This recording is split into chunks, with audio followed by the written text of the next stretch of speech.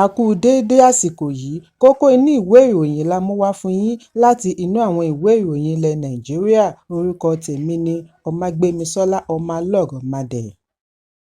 Àwọn ọmọ ẹgbẹ́ ilé-ìgbìmọ̀ ìpínlẹ̀ Èkó ti yọ agbẹnusọ ilé-ìgbìmọ̀ Mudashiru Ọbásà nípò lórí ọ̀pọ̀lọpọ̀ ẹ̀sùn jìbìtì tí wọ́n fi kàn án. Ọ̀pọ̀ orísun ìròyìn ni ó fìdí ẹ̀ múlẹ̀ wípé níbi ìpàdé ìgbìmọ̀ tí ó wáyé lónìí ọjọ́ Ajé ni àwọn aṣòfin ti yọ Ọbásà nípò. Kókó ẹ̀sùn tí ó rọ̀ mọ́ ìyọnípò rẹ̀ kò tíì fìdí múlẹ̀, ṣùgbọ́n lójú ẹsẹ̀ ni wọ́n ti fi igbákejì agbẹnusọ Mojísọ́lá Meranda rọ́pò rẹ̀. Akọ̀wé àgbà fún Ọbásà, Eromosele Ebomele, kò tíì fèsì sí ìpè tàbí àtẹ̀jíṣẹ́ lórí ìṣẹ̀lẹ̀ yìí títí di àsìkò ìkóròyìn yìí jọ. Ẹ̀kúnrẹ́rẹ́ ìròyìn yìí wà ní ìwé ìròyìn Punch tó jáde lónìí. Ilé-ẹjọ́ gíga ìpínlẹ̀ Ọ̀yọ́ tó fìkàlẹ̀ sí Ring Road ti gba ìyọ̀ǹda olórí àná fún Ọọ̀ni Ilé-Ifẹ̀, Naomi Ṣílẹ̀kùnọ́lá, atọ́kùn ètò àti aláṣẹ iléeṣẹ́ ìròyìn Àgídìgbo FM Ìbàdàn, Oríyọmí Hamzat àti Gíwá Iléèwé Islamic High School Abdullahi Fasasi. Adájọ́ KB Ọláwọ̀nyí ni ó gbé ìdájọ́ yìí kalẹ̀ lẹ́yìn ẹ̀sùn ìyọ̀ǹda láti ọwọ́ agbẹjọ́rò àwọn afẹ̀sùnkàn mẹ́tẹ̀ẹ̀ta, ṣùgbọ́n adájọ́ fún wọn ní gbèdéke 5 tí wọ́n gbọ́dọ̀ yanjú kí ìyọ̀ǹda wọn tó lè fẹsẹ̀ múlẹ̀. Lára rẹ̀ ni sísan mílíọ̀nù 10 náírà, onídùúró méjì tí ó gbọ́dọ̀ jọ̀wọ́ ìwé ilẹ̀ rẹ̀ sí ilé-ẹjọ́. Àwọn afẹ̀sùnkàn gbọ́dọ̀ jọ̀wọ́ ìwé ìrìnnà sí ilé-ẹjọ́. Wọn kò gbọ́dọ̀ fi ààyè gba ìfọ̀rọ̀wánilẹ́nuwò títí ìgbẹ́jọ́ yóò fi parí. Láti ọjọ́ 24 oṣù Kejìlá ọdún 2024 ni àwọn afẹ̀sùnkàn wọ̀nyí ti wà nínú ọgbà ẹ̀wọ̀n lẹ́yìn tí ọlọ́pàá fi ọwọ́ ṣìkún òfin mú wọn lórí ẹ̀sùn oníkókó 8 tí ìjọba ìpínlẹ̀ Ọ̀yọ́ pè takò wọ́n tí ó dá lórí ìpànìyàn tako àwọn mẹ́tẹ̀ẹ̀ta. Lórí ìtẹnìyàn mọ́lẹ̀ stampede tí ó wáyé ní ọjọ́ 18 oṣù Kejìlá ọdún 2024 níbi ayẹyẹ ọdún tí ó sọ ọmọdé 35 dèrò ọ̀run. Nílé-ẹjọ́ ni ìjọba ti fi ẹ̀sùn kan àwọn olùjẹ́jọ́ wípé wọ́n lẹ̀dí àmọ̀pọ̀ hu ìwà ọ̀daràn pẹ̀lú àìbìkítà. Níbi tí ó ti ń bá àwọn akọ̀ròyìn sọ̀rọ̀ ni agbẹjọ́rò fún Hamzat, Adékúnlé Ṣọ́balójú, ti ṣe àfihàn wípé ilé-ẹjọ́ ti gbà láti yọ̀ǹda wọn pẹ̀lú gbèdéke. Ẹ̀kúnrẹ́rẹ́ ìròyìn yìí wà ní ìwé ìròyìn Punch tó jáde lónìí. Gómìnà ìpínlẹ̀ Ọ̀yọ́ Ṣèyí Mákindé ti ṣe àgbékalẹ̀ ọ̀pá àṣẹ fún Aláàfin Ọ̀yọ́ tuntun Ọba Abímbọ́lá Hakeem Owóadé. Ìgbésẹ̀ yìí wáyé níbi ayẹyẹ ráńpẹ́ pẹ̀lú ìgbìmọ̀ nínú ọ́fíìsì gómìnà tí ó wà ní Agodi lónìí ọjọ́ Ajé. Lára àwọn tí ó wà níbi ayẹyẹ yìí láti rí igbákejì gómìnà Báyọ̀ Lawal, agbẹnusọ àná fún ìpínlẹ̀ Ọ̀yọ́ Sínátọ̀ Monsurat Sumonu, àwọn olóyè àgbà láti ìlú Ọ̀yọ́ àti àwọn adarí ẹ̀sìn.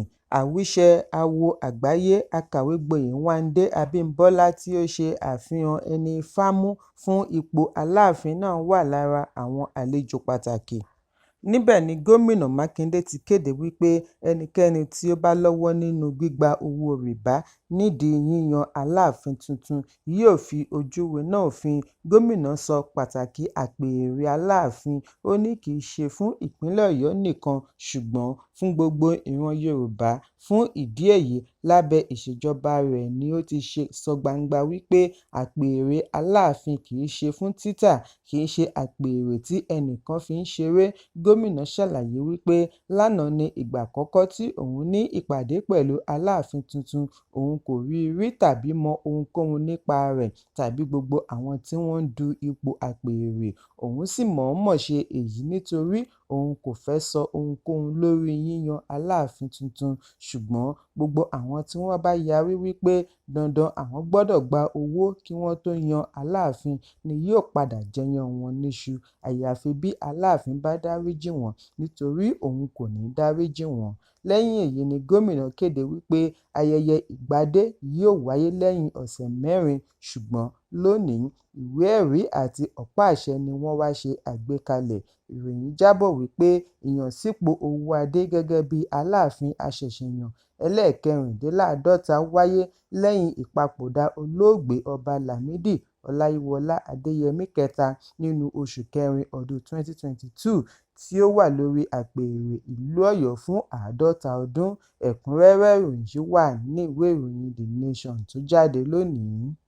Ìjọba àpapọ̀ ti buọwọ́ lu ọkọ̀ òfurufú 4 tí yóò kó àwọn arìnrìn-àjò Hajj lọ Ilẹ̀ Mímọ́ ní Saudi Arabia fún ọdún 2025.